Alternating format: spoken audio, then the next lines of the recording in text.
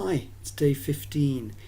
Today I thought I'd just share two related techniques that I've just been using in Storyline, but they work just the same in PowerPoint too if you're doing virtual instructor-led training or face-to-face training using PowerPoint.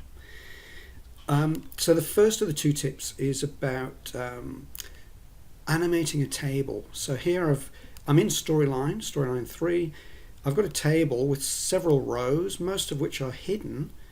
And I can show you that I've got these three different rectangles so that as the timeline goes along, you can see on the timeline first rectangle 1 disappears, then rectangle 2 disappears, which I'll just make disappear now, and then rectangle 3 disappears. So we gradually over time reveal different parts of the table so that the voiceover can discuss the numbers that are on the screen and the implications of those rather than putting the whole table up there at once. So you can't, unfortunately, in a native way animate rows of a table in either PowerPoint or Storyline.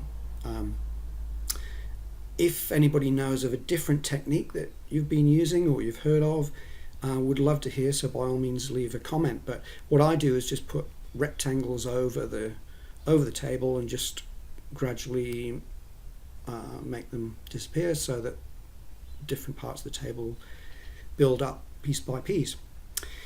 So that's the first tip, and this might be something that you're used to using yourself in PowerPoint particularly, because it's such a common app and such a common thing to want to do, I would have thought. But the related tip is just about using something called slide background fill, which again is a feature that's available both in PowerPoint and in Storyline. So if I just open up the Format Shape dialog box here, I've selected the first rectangle, the biggest one, and you can see its slide background fill is used, and then the middle sized one is the same, and the small one is the same as well. So what that means is, and the reason I did it, is if then someone wants to change the design of the slide, change how the background looks, then those rectangles will automatically pick up whatever the background color is, or even if there's a graphic or a pattern on the background. So I'll show you what I mean. So if I right click on the slide now and go Format Background, and let's change the color to a dark blue instead, say this one, and close that, you can see that the rectangles have automatically changed color as well, because they're formatted with slide background fill, so they just change automatically.